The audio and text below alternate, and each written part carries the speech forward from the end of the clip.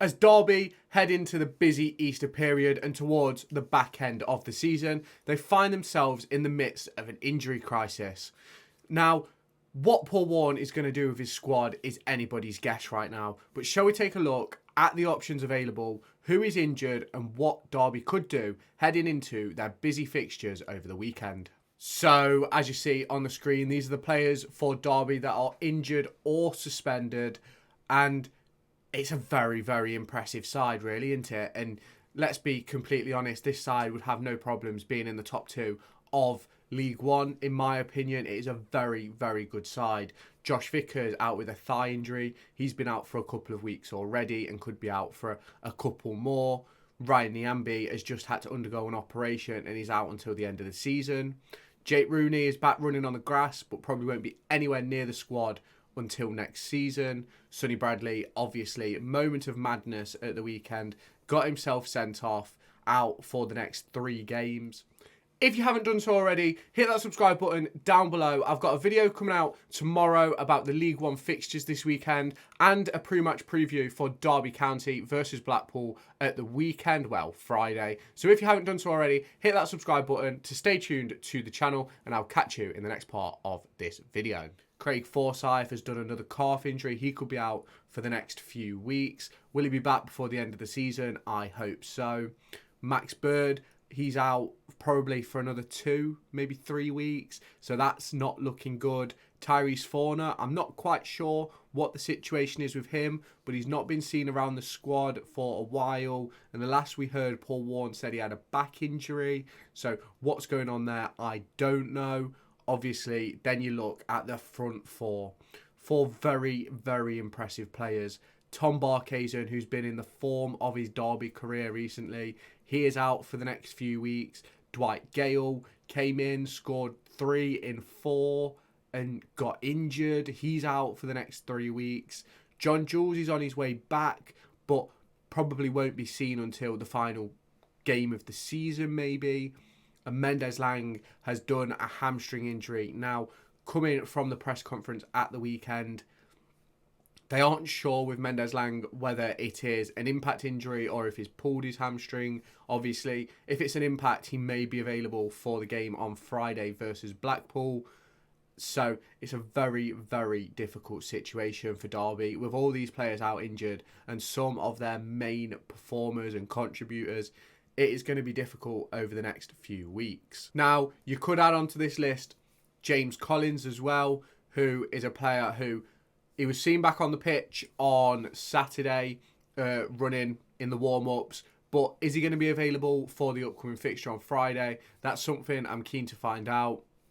Hopefully Paul Warne lets us know heading into this weekend's fixture. And there's also another player, Elliot Embleton, who could be on this list. Now, I believe we did send him back in January as a result of his injury, but he only played, I think it's about 100 minutes for us before he ended up getting injured and not being able to play. And Derby haven't had the greatest of luck with injuries this season, and it's been a big problem. Shall we look in the potential options of formations, ways we can play with the players that we have available? So here is just one of the options I have come up with. There's another 2, so stay tuned for the rest of the video. So I've gone here with a 4-2-3-1. Now, with all the players out injured in the forward line, I think we're going to have to see Joe Ward playing further up. I think it's more likely for Ward to be in that area than Kane Wilson, because I think Wilson offers a bit more defensively.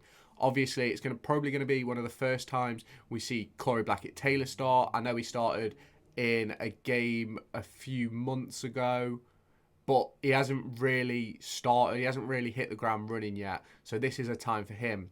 Obviously, Louis Sibley has been playing really well at left wing back, but I think in the event that we've lacked those forward players, I think he's going to have to fill in that number 10 role. And then in the midfield, Corey Smith and Ibu Adams is an option. Obviously, you do have the likes of Thompson and Horahan, but I think Smith for his technical control, Adams for his ratting about and tackling people, I think that would be a decent pairing. And obviously, I think Waghorn up front, I think it's a toss-up between him and Washington. Obviously, if you look on the left-hand side, you will see that I do have James Collins in that list. I do believe he'll play some part in the Blackpool game, based on what Paul Warne said. But will he start? I doubt it, personally. Don't quite think he's ready for that. So for me, it's a toss-up between Waghorn and Washington. Shall we go into the next formation and system? Next up, we have the 4-3-3. Now, the way this system could work the same with Tomo in the 10 sort of thing. Like, it's just one of those where it can flip around. Obviously, the only real change is Thompson in for Elder and Sibley at left back. But there's not really much we can change. It's just about trying to fit personnel in the best positions. I do personally think I'd prefer Elder at left back than Sibley at left back, but obviously Sibley is very capable of playing there. I've said it before. I think Sibley could be our left back for the future, in fairness. But I do think Thompson would add that bit more in a deeper role. Same with Ibu Adams, giving him a bit more freedom to get up the pitch, win the ball a bit higher up. The front three won't change because we don't really have any options. And the back four, really, apart from Elder potentially coming in, there's not really any options there. I doubt Radcliffe would start. Obviously, I'm not sure if Darren Robinson's going to be back from international duty, but obviously he's an option in midfield or at the back four. So it's a very, very difficult situation. Obviously, Wilson and Ward could swap over, but for me, I think get Ward further forward, get him on the ball in the opposition half, get him putting balls in the box for Waghorn. I think he could have a bit of a field day. But yeah, so that is the second system, the 4-3-3. And then let's go on to the final one. And then finally, we've gone for the 4-4-2. Now, I don't think we'll play this because I don't think Washington is fit enough to start. Now, obviously, if James Collins is available, it changes the potential for this 4-4-2 because you could have Washington play 60 and then Collins come on. Although I'm not really quite sure how I feel about a front two of Collins and Waghorn. I think it's a bit too slow, maybe. Let's put it that way. Midfield 2, Thompson and Adams. 4-4-2, you need players that can get up and down. And I don't quite think Smith and Horahan have the legs for that at this point of their careers. Obviously, I've put Sibley back in at left back, but it would be a flip of a coin between him and Elder for me. Obviously, I do think Sibley's done really well at left wing back recently. But for me, that position, flip of a coin unless Forsyth's available. If Forsyth's available, he should start there, in my opinion. Obviously, the back two can't change.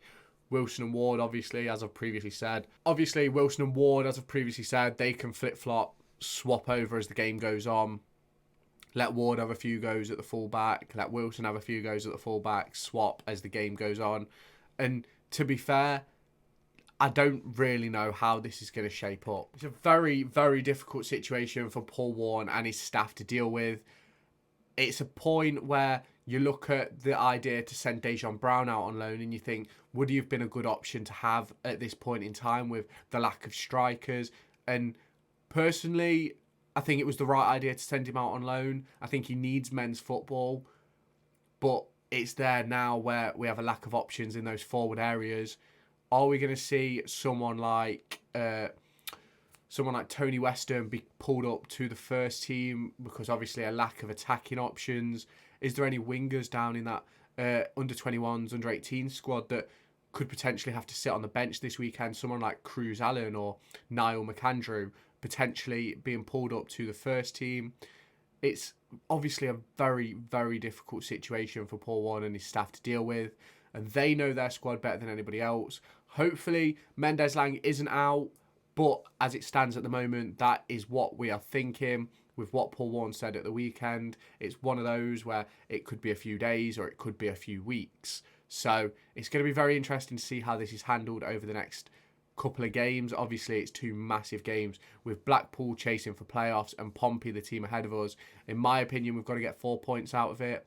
So if you haven't done so already, hit that subscribe button. Stay tuned to my channel for my Blackpool match preview, which will be coming out on Wednesday morning. And I'll catch you in the next video. Make sure to go and find me on TikTok, pictured here, and Twitter, pictured here. These are the places where I'll keep you all up to date with all my upcoming videos and my thoughts and feelings around the Formula 1 and football weekend.